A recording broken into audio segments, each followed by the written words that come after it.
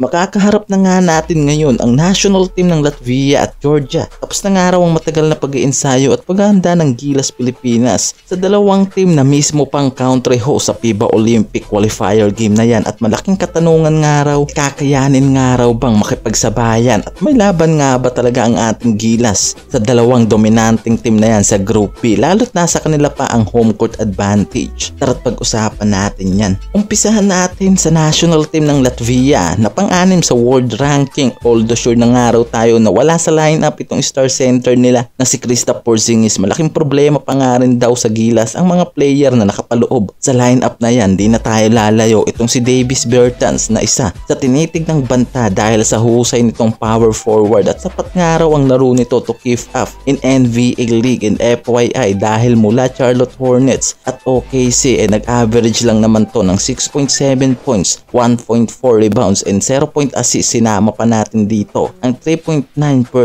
field goal nito at di lang yan dahil may 40% 3-point shooting ang power forward na to. Diba't very impressive and dominant ng laruan ng isang power forward na si Bertans. Kaya naman talagang di nakakapagtaka na tinitig ng banta ito ng ating Gilas Pilipinas. Isa pa nga sa pinaka-problema ng ating Gilas dyan, itong napakahusay nilang point guard na si Arthur Zagars na talagang tumatak nga ang pangalan last FIBA World Cup. Isipin mo ba naman na nag-average ang point guard na to ng 12.4 points, 48.6 field goal at mayroong 7.4 assist mula first round ng FIBA World Cup. At nung makaharap nga nila ang Lithuania sa finals, nagtala lang naman itong si Zagars ng 17 assists. Talagang isang elite point guard nga raw ang player na to. Talagang kailangan nga raw paghandaan ng Gilas ang point guard na si Zagars. Sundan natin dito sa Georgia national team na nasa 23rd rank sa World Cup. Dalawang NBA player ang siguradong maglalaro nga raw kontra dito sa Gilas natin. Si Goga Bitadze na sentro ng Orlando Magic at itong si Sandro Mamukalashvili na power forward naman ng San Antonio Spurs. Dalawang big man na siguradong magbibigay nga raw ng bigat dito sa Gilas sa second game nila sa OQT. Itong si Goga Bitadze na veteranong sentro, although hindi nga raw mataas ang speed performance nito at offensive skill, may average naman to na 4.6 rebound, 60% sa field goal ng Orlando Magic na masasabing talagang dominante ang pagiging sentro nito sa kanyang team. Medyo hindi nga lang malaking problema para sa Gilas nga raw itong si Sandro Mamukalashvili na isang 6'9"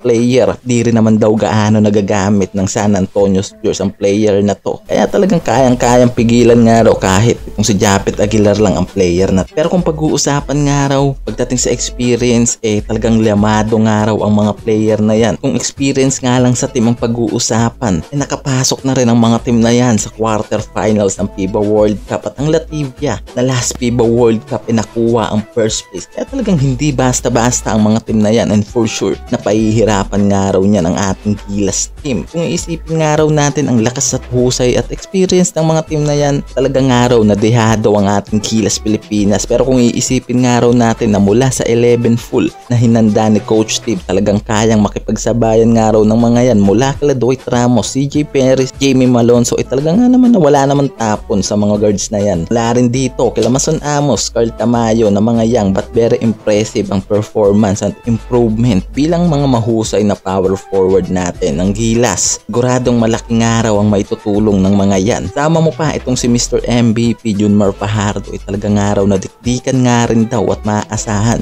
bilang elite defensive sa gitna. Player na to kay Soto na talagang hinasa na ngayon ni Coach Tim para sumabay sa mga higanting player ng Europe League. Ang ating naturalized import na si Justin Brownlee na sigurado nga raw na magpapatakbo at magpapaikot sa laro ng ating Gilas Pilipinas team at talagang aasahan natin ang husay nitong si Justin Brownlee sa ating Gilas Pilipinas at ang gagawing sistema ni Coach Tim. Yan nga raw talagang isa sa pinaka-importante ngayon na pagtuon ng pansin ng ating mga Gilas players. At although bilog naman talaga ang bola at kailangan na nga lang raw natin na maniwala na kayang tapatan ng ating Gilas ang mga dominanting team na yan sa Group B tulad ng Latvia at Georgia.